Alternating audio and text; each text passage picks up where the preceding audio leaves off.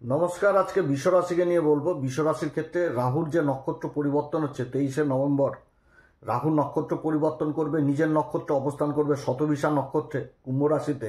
এর কি প্রভাব পড়বে বিশ্বরাশির উপর, বিশ্বরাশি কোন দিক থেকে লাভবান হতে যাচ্ছে, কোন দিক থেকে বিশেষ সাবধান, এগুলো সমস্ত কিছু আজকের ভিডিওতে তুলে ধরবো। তো অনুষ্ঠানটি শুরু করার আগে সবার প্রথমে বলি যেটা গ্রহের গোচর এবং চন্দ্ররাশি অনুসারে বলা হচ্ছে, কারো কোনো রকম ব্যক্তিগত কুষ্টি ধরে আলোচনা নয়।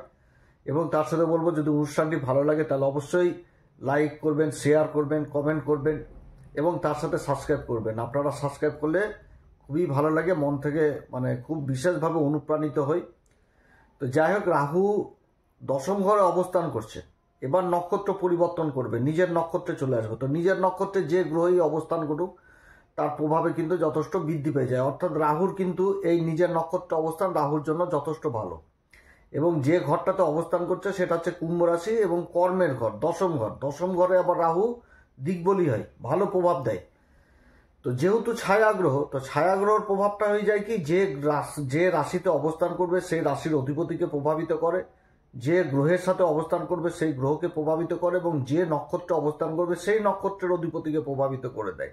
তো রাহু তো নিজের নক্ষত্রে অবস্থান করছে, তাহলে নিজে প্রভাবিত হচ্ছে, শক্তিশালী হচ্ছে। আগে পূর্বা ভাদ্রপদ নক্ষত্রে ছিল দেবগুরু বৃহস্পতির নক্ষত্রে, এবার নিজের নক্ষত্রে চলে আসলো। তো নিজের নক্ষত্রে রাহুর অবস্থান যথেষ্ট রাহুর জন্য ভালো হচ্ছে। এবার যে রাশিতে অবস্থান করছে সেটা কুম্ভ রাশি, শনির রাশি। তো শনিবদ রাহু বলা হয়, শনির সমান ফল দিয়ে দেয়। শনির চালাই হচ্ছে রাহু। রাহুর মধ্যে সেই ক্ষমতা থাকে, একটা গরিবকে ভিখারি রাজা করার আর একটা রাজাকে ভিখারি করার ক্ষমতা থাকে। তো এটা হচ্ছে রাহু। তো রাহু এই শনির নক্ষত্রে, শনির রাশিতে অবস্থান করছে কুম্ভ রাশিতে, তাহলে রাহু শনিকে কিন্তু বিশেষভাবে প্রভাবিত করবে। অর্থাৎ রাহু শনির বলে যথেষ্ট বৃদ্ধি করে দেবে। এবং শনি অবস্থান করছে কোথায়? শনি অবস্থান করছে লাভের ঘর মীন রাশিতে। এবং 28শে নভেম্বর আবার শনিও কিন্তু মার্গী হয়ে যাচ্ছে। তারপরে জানুয়ারি মাসের 20 তারিখে শনিও কিন্তু আবার নক্ষত্র পরিবর্তন করে নেবে, তখন নিজের নক্ষত্র অবস্থান করবে জানুয়ারি মাসের 20 তারিখ 2026-এ। অপরদিকে দেবগুরু বৃহস্পতিও তো বক্রী অবস্থায় রাশি পরিবর্তন করবে ডিসেম্বরের 5 তারিখে। তখন দেবগুরু বৃহস্পতির দৃষ্টি কিন্তু এই রাহুর উপরে থাকবে। সেরকম দেবগুরু বৃহস্পতির রাশিতেই কিন্তু আবার শনি অবস্থান করছে। আবার দেবগুরু বৃহস্পতি নিজের নক্ষত্র পুনর্বসুতেই মার্গী হচ্ছে মিথুন রাশিতে যখন থাকবে। তো তারপরে আবার অন্যরকম পরিবর্তন হবে। তো এই যে পরিবর্তনগুলো হচ্ছে, এখানটাতে সম্পূর্ণ ফেভারে কিন্তু থাকছে এই বিশ্বরাশি। বিশ্বরাশির পরিবর্তনগুলো যথেষ্ট ভালো পরিবর্তন হতে যাচ্ছে। শনির পরিবর্তন ভালো, তারপরে রাহুর পরিবর্তন ভালো।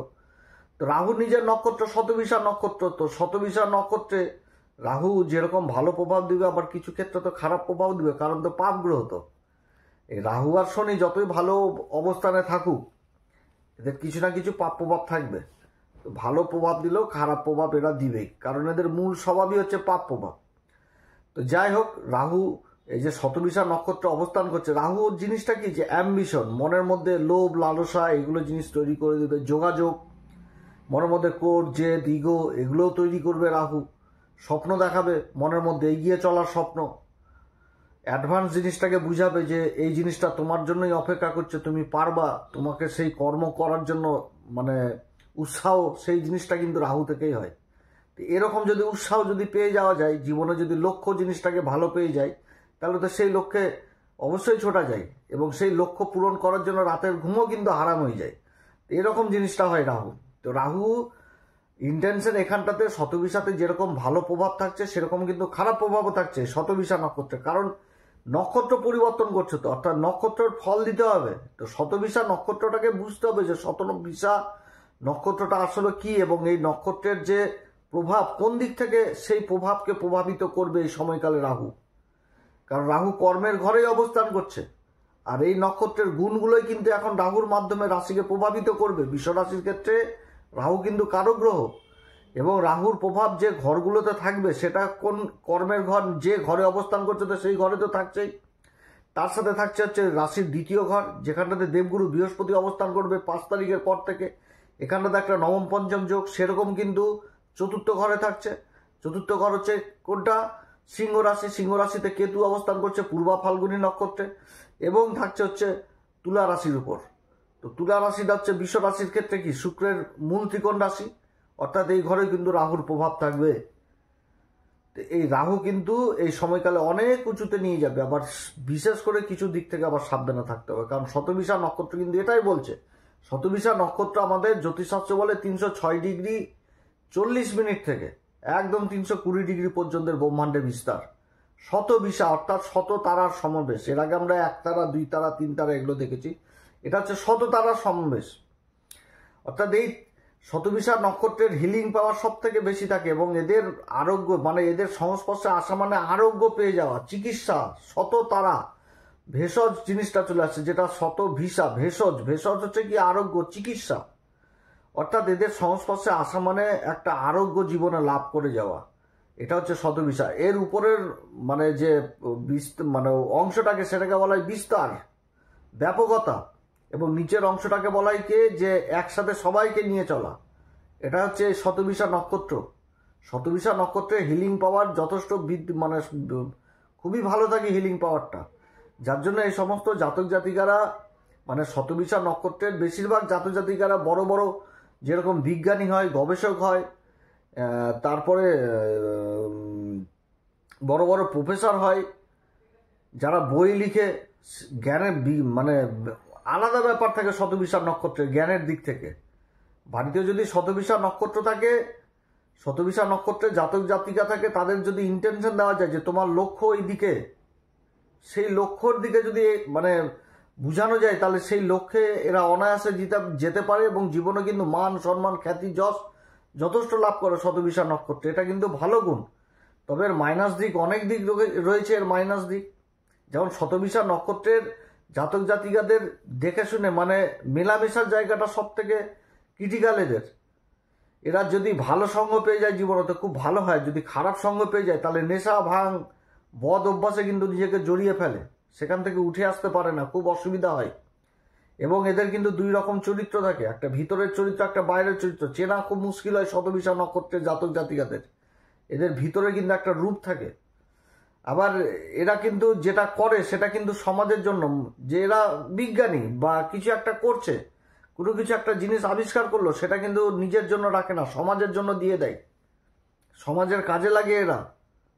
তবে এদের মধ্যে কি যে কেউ যদি মানে বাজে গুণটা হচ্ছে কি যে কেউ যদি গোপন কিছু করতে বলে সেটা কিন্তু চট করে রাখতে পারে না, উন্মুক্ত করে দেয়। তবে নিজের কথাকে গোপন করে রেখে দেয়, গোপন করে রাখার ক্ষমতা থাকে, নিজের কথাকে গোপন করে রেখে দেওয়া, সেই জিনিসগুলো থাকে।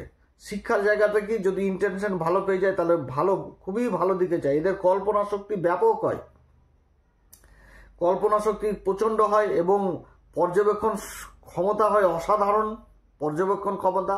বন্ধু বান্ধবদের সংখ্যাও বেশি হয়, আবার বন্ধু বান্ধবের কাছ থেকে আবার ধোকাও পেয়ে যায়, এটাও কিন্তু হয় শতবিশা নক্ষত্রের। আবার শতবিশা নক্ষত্রের মাইনাস দিক কি যে এদেরকে কেউ যদি হার্ট করে, যে কেউ কিছু একটা কথা বলে দিল তো সেটা নিয়ে চললো, এখন 1 মাস 2 মাস 3 মাস এরকম কিন্তু খুব মন দুঃখী হয়ে যায় যে আমাকে কেন বললে এরকম কথা, এই জিনিসটা এদের মধ্যে খুব চলে। খোঁজ প্রকৃতির হয় শতবিশা নক্ষত্র, খোঁজ প্রকৃতির হয়। আবার সন্দেহ জিনিসটাও কিন্তু করে শতবিশা নক্ষত্র। তো বিভিন্ন দিক রয়েছে, সমস্ত দিকই যে ভালো হবে, শিক্ষার জায়গাটাতে চরম ভালো থাকে। যদি জিনিস পেয়ে যায় যে আমাকে মানে ভালো যদি সন্ধান, গুরুর সন্ধান পেয়ে যায়, যদি পথ নির্দেশক পেয়ে যায়, তো এরা জীবনে অনেক কিছু করে দেয়, অনেক কিছু যেটা সমাজের কাজে লাগে, সমাজের পাশে দাঁড়ায়, সামাজিক কাজ করে এরা।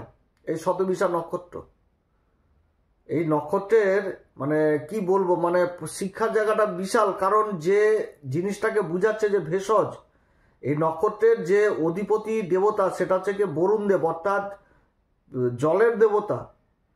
জলের দেবতা হচ্ছে বরুণ দেব, সমুদ্রের দেবতা। তো সমুদ্রের নিচে কি থাকে, ভেষজ পদার্থ থাকে, মণিমাণিক্য থাকে, একটা বড় প্রাণী জগৎ থাকে, কত বড় বিশাল জগৎ, অথই সমুদ্র। তো সেই রকম কিন্তু এদের জ্ঞান গভীরতা সেই রকমই থাকে।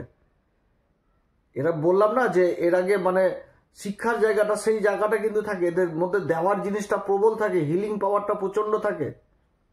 বড় বড় ডাক্তার প্রফেসর যারা বই লিখে, এই নক্ষত্রের যে চিহ্ন দেওয়া হয়েছে, যেটা পশুর চিহ্ন, পশু দিয়ে শুরু করছি, পশুর চিহ্নটা হচ্ছে কি যে ফিমেল হর্স।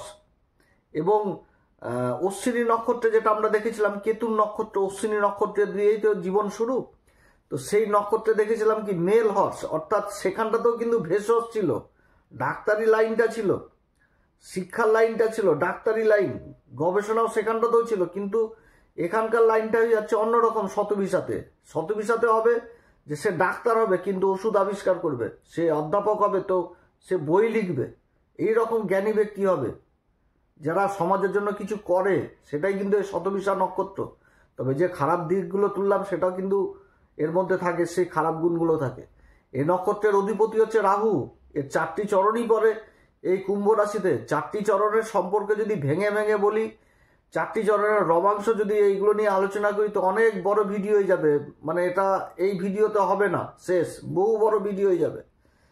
তো যাই হোক, সেটা কোনো সময় বিশেষভাবে বলবো। তো যাই হোক, এই যে নক্ষত্রের কথাটা বলছি, এই নক্ষত্রের যে অধিপতি দেবতা বরুণ দেব এবং যে এলিমেন্টের কথা বলা যায় সেটা কিন্তু আকাশ তত্ত্ব, অর্থাৎ গবেষণার দিকটা এদের মধ্যে উঠে আসে। এবং যে ত্রিমূর্তির কথা বলা হচ্ছে সেটা কিন্তু ভোলে বাবা শিব। এরা যদি জীবনে শিবের উপাসনা করে, মহামৃত্যুঞ্জয় মন্ত্র উচ্চারণ করে, তাহলে জীবনে অনেক উন্নতি করতে পারবে। এই নক্ষত্রের যে গাছের কথা বলা হয়েছে সেটাকে কদম গাছ বলা হয়েছে। এবং এই নক্ষত্রের যে পাখির কথা বলা হয়েছে সেটা কিন্তু কাককে বুঝাচ্ছে, কাক, এই চিহ্নগুলো থাকছে। অর্থাৎ এই নক্ষত্র যেরকম ভালো দিক রয়েছে সেরকম কিন্তু খারাপ দিক রয়েছে। তো ভালো দিকে প্রভাবিত হওয়া যথেষ্ট ভালো, কারণ এই নক্ষত্রের দেওয়ার কিন্তু প্রচুর অনেক কিছু দেওয়ার রয়েছে এই নক্ষত্রের। শুধু মাইন্ডকে সেট করতে হবে, মনকে সেট করতে হবে যে কি বুঝাচ্ছে। এখানটাতে শিক্ষার জিনিসটা চরমভাবে উঠে আসছে এবং কর্মের ঘরে এই বিশ্বরাশির ক্ষেত্রে এই অবস্থানটা হতে যাচ্ছে। তবে এদের মাইনাস দিকও রয়েছে, সেটা হচ্ছে কি, আরও একটি মাইনাস দিক, সেটা হচ্ছে যে বিবাহিত জীবন অতটাও কিন্তু ভালো থাকে না শতবিশা নক্ষত্রের বিবাহিত জীবন অতটা ভালো থাকে না। এদের 34 বছরের নিচে বিয়ে করা উচিত না, 34 বছরের পরই বিয়ে করা উচিত। তবে বিবাহিত জীবন এদেরকে বুঝতে পারে না, এখানটাতে এদের একটু সন্দেহ জিনিসটা কাজ করে, তো এই জন্য বুঝতে পারে না, এটা হচ্ছে মাইনাস দিক। আর এই নক্ষত্রটা যেহেতু এই বিশ্বরাশির ক্ষেত্রে কর্মের ঘরে পড়ছে এবং দেবগুরু বৃহস্পতি দৃষ্টি পাবে ডিসেম্বরের 5 তারিখের পর থেকে, তখন মানে খুবই উন্নতির একটা প্রভাব থাকবে।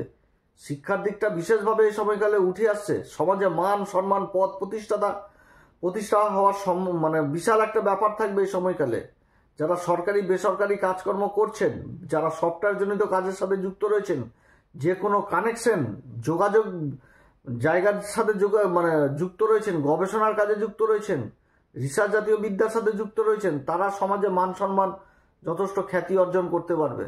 এছাড়া শতবিশা নক্ষত্র বললাম যে সমুদ্রের তলাতে মণি মাণিক্য সব কিছু থাকে এবং কর্মের ঘরে অবস্থান করে ধনসম্পত্তির ঘরকেও দেখছে, অর্থাৎ কর্মক্ষেত্রে আর্থিক দিকটাও যথেষ্ট মজবুত এবং আর্থিক দিক থেকে যথেষ্ট সফল হওয়ার প্রবল সম্ভাবনা থাকবে।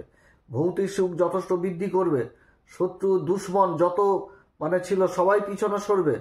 কর্মের ক্ষেত্রে নিজের কর্মকে প্রসারিত করার জন্য যারা ঋণের চেষ্টা করছে সেইগুলো দিক হবে, তার সাথে দার্শনিক চিন্তা ভাবনা যুক্ত হবে এবং এগিয়ে যাওয়ার পথ দিশা এগুলো কিন্তু খুঁজে পাবে এবং নিজের মধ্যে একটা সেই জোশ ক্ষমতাটা পাবে যে স্বপ্ন পূরণ করতে পারবে, নিজের স্বপ্নকে পূরণ করার জন্য এগিয়ে যাওয়ার ক্ষমতাটা থাকবে এবং নিজের ভবিষ্যৎকেও তৈরি করতে পারবে। এত সুন্দর পজিশন এই কর্মের ঘরে এমনিতেই দিক বলি হয়ে যায়।